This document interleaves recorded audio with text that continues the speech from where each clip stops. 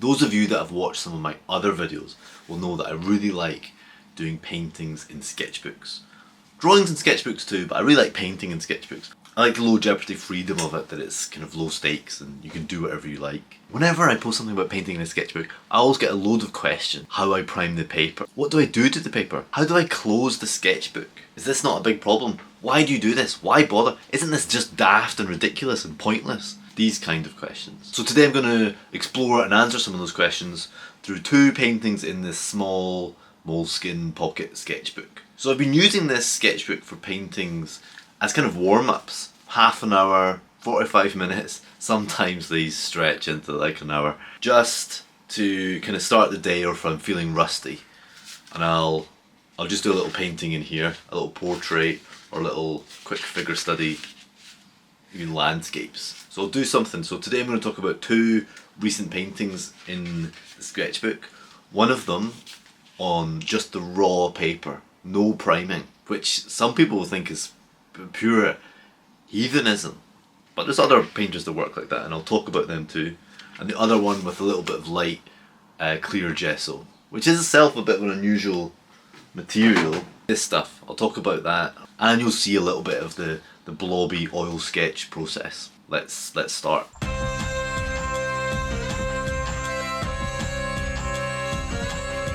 Mr. Neil Conning painting.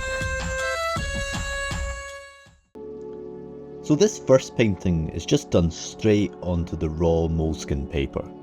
No gesso, no priming, nothing like that. And that in itself is a very specific kind of experience. It's not just that it's on the raw paper, the actual act of doing it is different. The first time I saw this approach being used seriously by somebody painting now was Nicolas Aribe. You might have seen his YouTube videos, there's hundreds of them. His channel's called Our Painted Lives. And most of the paintings on that channel are done on Moleskine paper.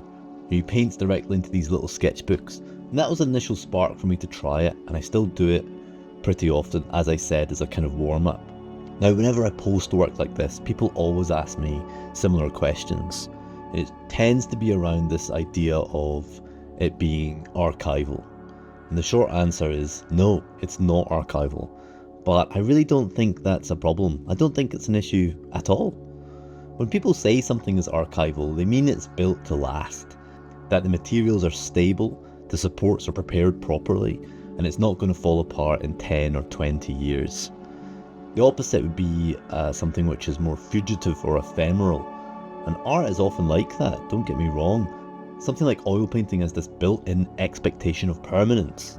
Perhaps it's because we've grown up seeing these centuries-old works in galleries and museums, that oil paintings are things from the past and therefore must be things for the future. So we assume oil paintings should last forever. And sure, if I'm doing a commission or a formal piece, I do take that a bit more seriously.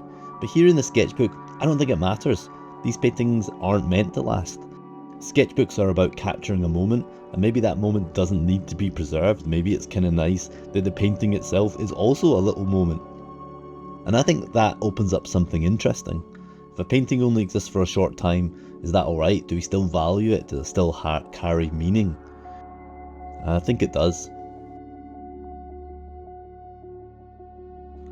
There's also the physicality of the painting on unprimed paper.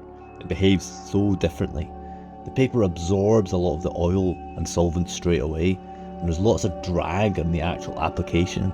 The brush doesn't glide over it like it does on canvas or a prime surface.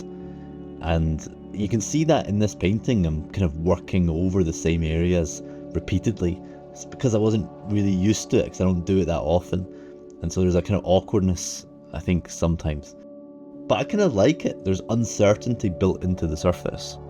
But the absorption also opens up a unique way of layering. If you can lean into these issues, they're quite interesting. Once that initial layer sinks in, you're left with this dry, slightly chalky surface that you can build on top of. It's not quite completely dry, you can still work into it and mix it in, but you can definitely layer in a way that you can otherwise. So it can be a really subtle and responsive thing, and again, I think Aribe has really mastered this kind of way of working. Of course, one issue is the bleed through. oil will eventually seep through to the back of the page. And over time, I think that'll just get worse and start to rot the paper. You see these halos and stains, so if you're painting on one page, you need to do something on the back as well, or accept that that part of the sketchbook is going to decay. I don't have a really good sense of the timescale on this decay, but it's not months, put it that way. But then again, this idea of decay ties back to this larger theme of impermanence. I've been thinking a lot about how fragile permanence actually is, and how liberating it can be to get rid of it. You know, it reminds me of those Tibetan monks who spend months making intricate sand mandalas, only to sweep them away at the end. The value isn't in the product, it's in the process. That's how I feel about a lot of my painting, and especially about sketchbooks. I'm much more interested in the act of painting than the final image. That's why I like filming these sessions too. It's not just documentation, it's part of the practice. Painting is a verb, something you do, and I like thinking and talking about that bit more so than the end. Although actually I do like talking about paintings as images as well, don't get me wrong. I'm just focusing on this process bit for now. I do think if you only care about outcomes, about what the painting looks like at the end, about the image making, you're going to struggle. You're going to second guess everything. You might hate the in-between stages, which is the whole thing, all the bits that you do. But if you care about the process, then you're kind of free to get involved in that.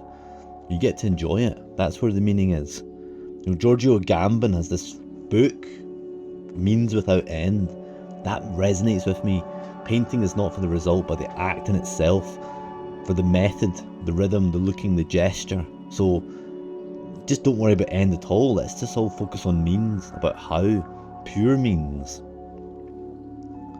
Maybe these sketchbooks are little meditations on that idea. I mentioned Uribe earlier, and I think he once filled a sketchbook like this and burned the whole thing. Not really as a stunt, but a kind of ritual, a recognition that painting is something you do, not necessarily something you keep. Of course, I do still make work that lasts, and I do value it. I hang on to things, I put paintings on my walls, I sell paintings. But it's important to remember that it is all about the means, pure means, the process. You know, people always use this phrase, trust the process. It's all process, don't it? You don't trust it, maybe distrust it, but definitely think about it. That's the main bit. You are the process. And I'm aware that there's loads of painters and artists out there who do really interesting things with process. They take it much further. I'm still pretty conservative, really. You know, I'm not setting fire to my canvas or leaving it out on the street for people to walk over, record things. You know, I'm not really pushing it that far. But I still like thinking about process. As usual, what I'm talking about has drifted into something bigger than what I meant it to be. And so I haven't even talked really about the major difference between priming the page and not priming the page. So like I said, this second one has been primed a little bit. You might be able to see a little difference in how the paint's going on and how it's being applied. But you might recognise it's not quite as slippery as normal. That's because I'm using this Winsor Newton clear gesso, which is a big disappointment when I first bought it, because it has this really sandy, grainy texture. It literally feels like you're painting on sandpaper. And at first I really hated it. But after a few goes, something about it I quite liked. So I quite like doing one layer of this, which is not enough, but it just gives the paper a little bit of something, a little bit of extra something. I can't quite put my finger on the right words to use to describe it, but it's just a little bit less draggy and slightly less absorbent.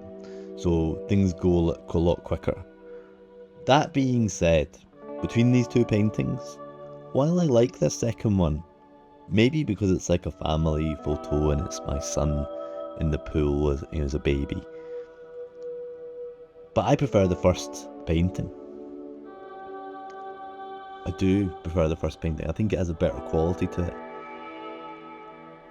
And I think the reason for that is the raw paper, giving it that extra drag, that bit of resistance to work against. I've spoken about how I like struggle in paintings, and I guess the raw paper gives you something to struggle against, something to actually fight, rather than just yourself. So that's my 2 paintings in my sketchbook.